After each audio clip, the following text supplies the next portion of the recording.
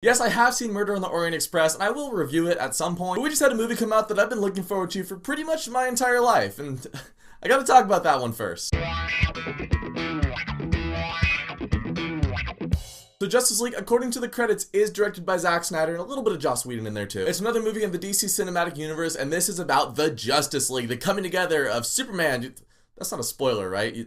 Superman's in the movie, Batman, Wonder Woman, Aquaman, The Flash, Cyborg. This is DC's version of the Avengers. Which is funny because growing up, I didn't know who the Avengers were, but I knew who the Justice League was. So like when Avengers was coming out, I was like, oh, this is like Marvel's Justice League. Now that Justice League is out, they are now the DC Avengers. It's funny how that worked. And it has been a rocky road leading up to this. Man of Steel, I think, is awesome. Batman v Superman. Now, I rewatched BVS recently. And maybe this is because I've seen Wonder Woman now. The movie is still not good, but it's a hair better. Not by much, but I think it kind of has that Iron Man 2 syndrome of like, okay, now that I've seen the Avengers and seen the stuff after it, I can retroactively enjoy it a little bit more. Suicide Squad wasn't good, and again, you know, Wonder Woman kind of put us in the right direction, and now we've come to Justice League. I'm willing to overlook some of those missteps like BVS and Suicide Squad if Justice League is awesome, and Justice League has its problems, but I really enjoyed this movie. Now, I'm actually going to start with some negatives about the movie because I want to get those out of the way first so I can just gush about the stuff that I really liked. Structurally and tonally, the movie's a little uneven. Now, that's understandable because this movie did have a lot of reshoots done by a different director. They also went into production with this movie before Batman v Superman came out, and then after that movie came out, they kind of tried to tweak it a little bit, course correct a couple things. As far as the runtime goes, there's been some controversy about the fact that this movie's only 2 hours because Warner Brothers only wanted it to be 2 hours. They didn't want it to go any longer. I thought that 2 hours was a good runtime for this movie. Were there a couple things that I think were like skipped over too much? Yes. But I don't know if that's a problem with the runtime because, to my knowledge, Warner Brothers ordered this mandated runtime before filming for the movie began. I might be wrong on that, but I'm pretty sure they went into filming this movie knowing it was going to be 2 hours. Now, could they have stretched the movie out to like 2 hours and 10 minutes?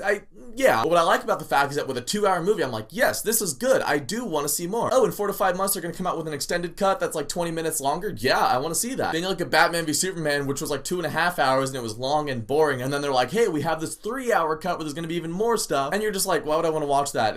I was bored the first time and it was too long the first time. Why would I want a longer cut? So runtime I thought was fine, but structurally, yeah, there's some things that are skipped over, some things that don't quite work. The CGI in the movie, a couple times it works nicely, sometimes it doesn't. Steppenwolf, the main villain, he's a big video game bad guy. There's some shots of even just the League talking to each other and you're like, that is clearly green screen. But Wonder Woman had some effects that didn't work out very well either, and the DC heroes in general, compared to the Marvel villains, they are more larger than life, more grandiose. So you're gonna have these big epic battles. There's a scene that goes on Themyscira. It's very Zack Snyder, very 300. Obviously it's green screen, but it was stylish green screen, so I was okay with it. Then there's some other times when it just doesn't work, and yes, the Henry Cavill lip mustache thing. There are a couple scenes when there's definitely something wrong with his face, and I don't even think you have to know about it going in. I think you can just watch the movie not knowing anything about this mustache issue and still think to yourself, there's something not right about Superman's face there. So structurally, the movie's a little iffy. Some of the CGI in the movie doesn't really work. However, with this movie, I wanted to see the Justice League come together and fight, and did they do that? Yeah, they delivered. The characters of this movie are awesome. The acting in this movie is good. The new recruits of Cyborg, Aquaman, and The Flash were really cool. I thought Ezra Miller was a good standout in this movie, and I honestly didn't even really mind the fact that these people did not have movies leading up to it. Maybe that's because I am a little more familiar with these characters than I am with some of Marvel's characters. Like before Iron Man came out and before Thor came out, I didn't really know anything about Iron Man or Thor, but I'm aware who Aquaman is and The Flash and Cyborg and even Batman, Superman, and Wonder Woman. Watching this movie honestly made me go, like, I don't know if I needed to see all those setup movies. I did enjoy some of those setup movies such as Wonder Woman and Man of Steel and the Batman parts of Batman v Superman, but if they just plopped me down with this Justice League movie, I would have been like, yes, I know these characters. The one that was introduced that I think could have benefited from a little bit more setup would have been Aquaman, but I still think they're able to get the point across in this movie of who Aquaman is and what exactly his backstory is. Cyborg was probably the one I knew the least about. I mean, I watched a little bit of Teen Titans growing up, but I thought that Cyborg was pretty cool, and the effects on Cyborg, I think they could have done a little more with like prosthetics, but they didn't look terrible. You can tell between the trailers and the actual movie, they did clean up some of Cyborg's effects. And yes, I wore this shirt for a reason. Let's talk about Superman. All I will say is that integrating Superman into this movie was rocky. However, after Superman is integrated, I got the feeling watching Superman in this movie gave me the same feeling that I got when I saw Tom Holland in Captain America Civil War. That's all I'll say here. I'll make a spoiler video where I do talk more about Superman, but I'm glad he was in this movie. And watching the end fight of this movie, again, everybody coming together, Steppenwolf being a big CGI villain, but seeing these heroes and watching this movie that I only dreamed of before today. I was watching this movie and I was like,